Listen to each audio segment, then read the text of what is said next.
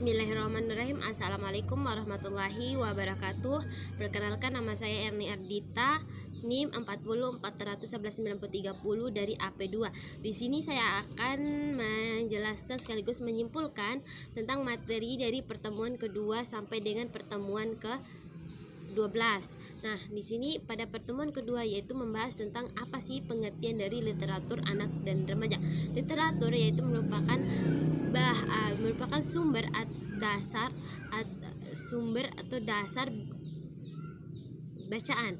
Nah, sedangkan anak dan remaja ini yaitu mereka merupakan hasil dari pembuahan antara sepasang kekasih dari suami dan istri. Nah, yang dimana dikatakan sebagai anak-anak yaitu apabila mereka memasuki usia 0 sampai dengan 15 tahun. Sedangkan yang dikatakan remaja yaitu apabila mereka telah memasuki usia 15 sampai dengan 18 tahun.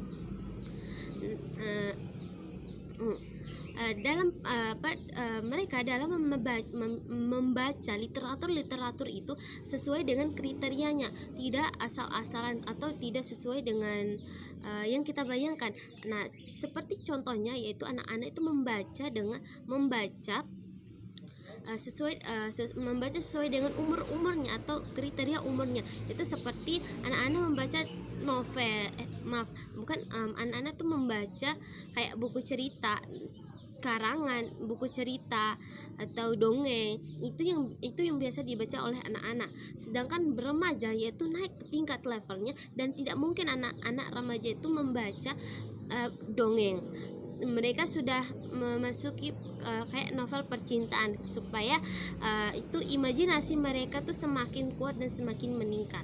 Nah, kemudian anak-anak ini perlu melakukan pendekatan psikologi. Mengapa? Karena dengan adanya pendekatan psikologi ini kita bisa memberikan arahan kepada anak-anak ini supaya bahwa dan kita juga bisa mengetahui apa problem dari anak-anak itu.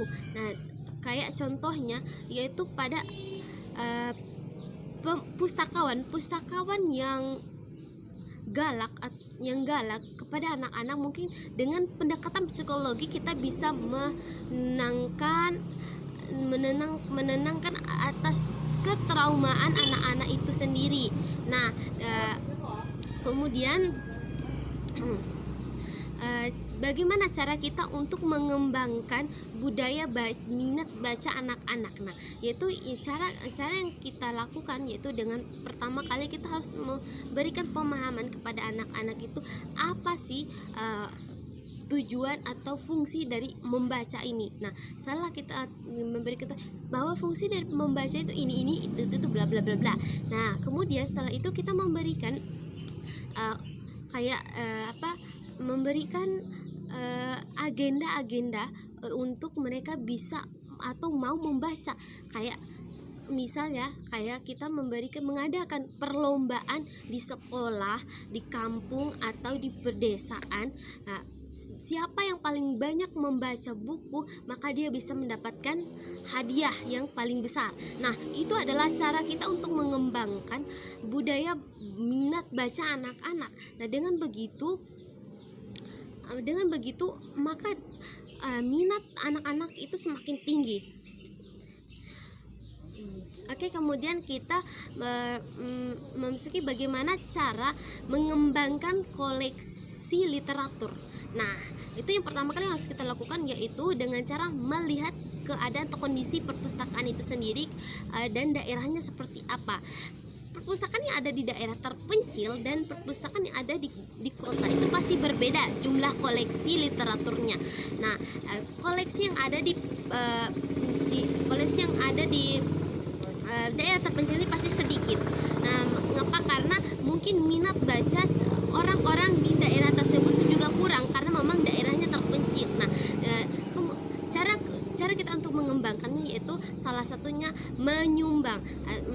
Itu kita sebagai pustakawan itu memberikan sumbangsi kepada perpustakaan yang kurang koleksinya, memberikan beberapa koleksi untuk sebagai tambahan koleksi. Nah, kemudian selain dari itu juga itu cara mengembangkannya yaitu dengan menggunakan paham kompromisme. Nah, yang dimana paham kompromismenya ini yaitu mencampur adukan antara paham idealisme dan paham realisme, yaitu dengan cara yaitu melihat kondisi atau kualitas dari koleksi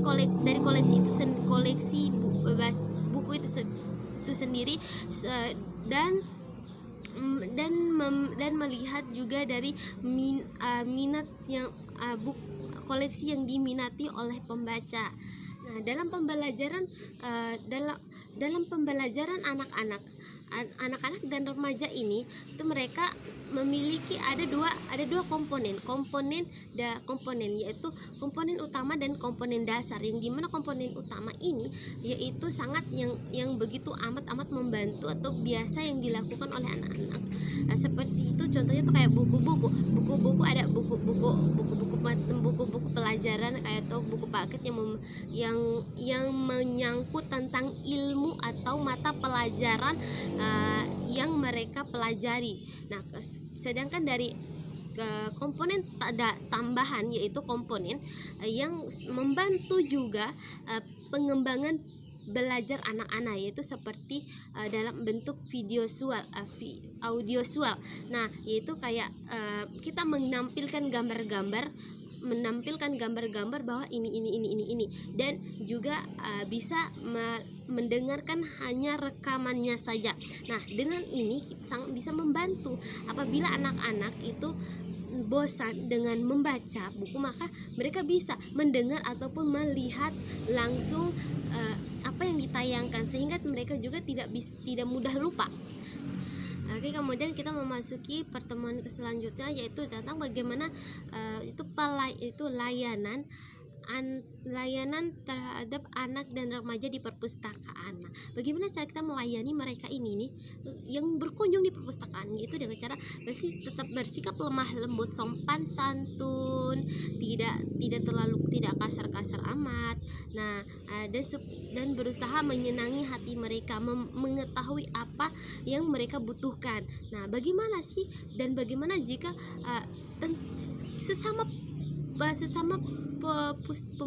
sesama pemustaka ini yang amat menjengkelkan bagi untuk kita. Nah, itu cara yang harus kita lakukan itu jangan mengabaikannya, yaitu tetap bersikap lemah lembut, berusaha menenangkan diri teman pustaka kita ini supaya bisa tetap rileks dan menahan emosinya, dan kita juga tidak harus mengikuti emosinya, dan kita sebagai teman pemustakanya yaitu harus bisa meredakan emosinya, tetap sopan santun, lemah lembut dalam bertutur kata. Nah, dan juga kita harus bisa mengetahui apa masalahnya dan bisa juga dan bisa juga memberikan solusi untuknya. Nah, bila ia masih saja menjengkelkan karena padahal kita telah memberikan pelayanan yang begitu baik terhadap dia, nah kuncinya yaitu cuma satu, sabar dan sabar, karena Allah menyukai orang-orang yang bersabar. Nah, mungkin hanya itu yang bisa saya sampaikan. Lebih dan kurangnya mohon maaf. Wabillahi taufiq wal hidayah. Wassalamualaikum warahmatullahi wabarakatuh.